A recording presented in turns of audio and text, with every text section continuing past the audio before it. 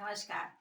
जैसा कि आपको पता है कि मैं राम कथा श्रृंखला में के अंतर्गत कुछ मूलभूत जानकारियां जो आमतौर पे हमें पता नहीं होती हैं, उनके विषय में बताना चाहती हूँ।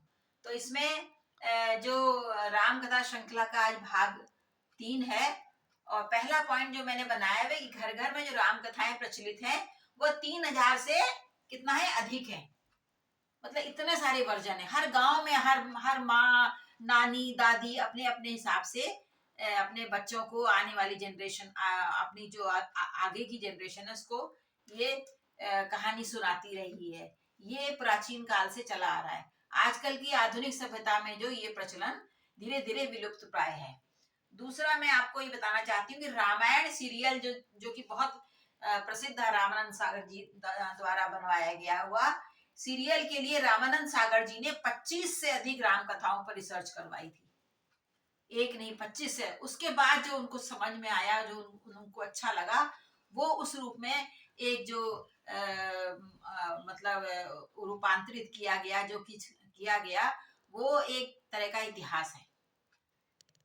सीता जी की स्तुतियां जैसे रामचंद्र जी का मैंने बताया ना, बहुत जगह जिक्र आता है, उसी प्रकार से सीता जी का ऋग्वेद की स्तुतियों में इसका इनका उल्लेख हुआ है। विशेष रूप से कृषि उत्पादन और भूमि दोहन संबंधी जो स्तुतियां हैं, उनमें सीता शब्द का प्रयोग हुआ है।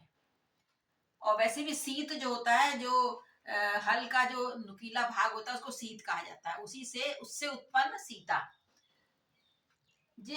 इसके अलावा ऋग्वेद में वायु और इंद्र आदि देवताओं की जो स्तुतियां गाई गई हैं, उनमें सीता जी की स्तुति भी गाई गई है। एक काठक ग्राह्य सूत्र है में उत्तम कृषि के लिए जो यज्ञ विधि का उल्लेख मिलता है, उसमें सीता के नाम का उल्लेख है।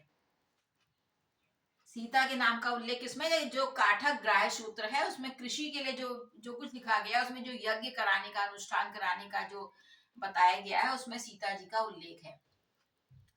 खस आदि सुगंधित जो खस की घास होती है ना, गर्मियों में खासकर उसका इत्र भी बनता है, उसको टांगा भी जाता है, उससे पानी जब हवा होके आती है तो बड़ी सुगंधित हवा आती है। तो खस आदि सुगंधित घास से सीता देवी की मूर्ति उस यज्ञ में बनाई जाती थी। उनका एक रूप बनाया जाता था, उसको पूजा जाता था।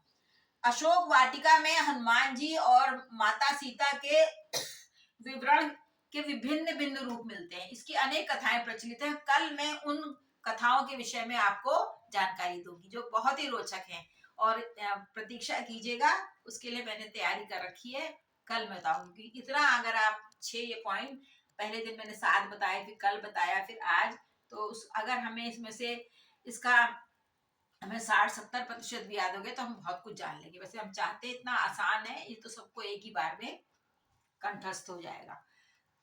तो इस प्रकार से मैंने जो अपना ये प्रयास किया है, इसको आप अपना आशीर्वाद दीजिए, और जिन्होंने अब तक मुझे सब्सक्राइब नहीं किया, सब्सक्राइब करें, लाइक करें, शेयर करें, लोगों से इसका जिक्र करें, और ये एक जानकारी जानने योग्य बातें हैं।